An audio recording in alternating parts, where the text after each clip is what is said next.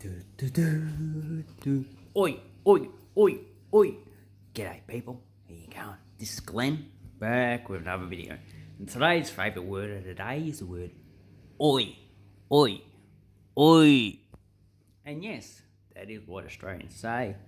Generally we use it in reference to try and get someone over here. Yeah. So, someone's attention. So you go, oi, oi, oi, oi, oi, yeah, you, oi, oi, come over here. Yeah, you, oi, oi, yeah, mate. Generally, the other person's going, let me put my head on. What the fuck do you want, cunt? I do have a name, you know.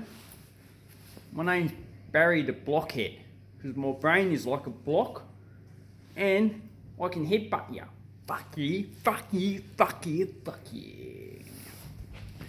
So, that is how to use the word oi in Australia. It's generally not a polite word. It's a word of demand, of respect. Oi, you get fucking here now. If you don't get fucking here, oi, I'll sack ya. Generally, in the workplace I've never been talked like that, but you know, that's the way things go. So someone comes up to you, they look at you right in the eyes,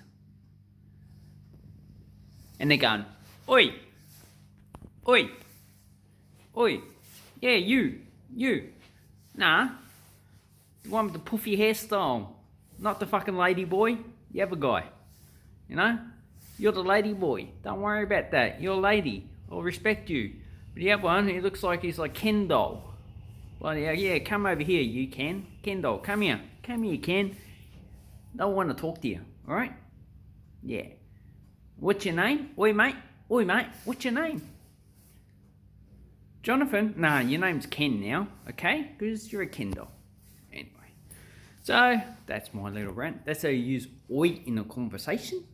And when you go around in Australia, don't go up to waiters and go, oi. Say, excuse me. And they go up to someone and say, oi. They're more likely to also respond, get fucked. Fuck you.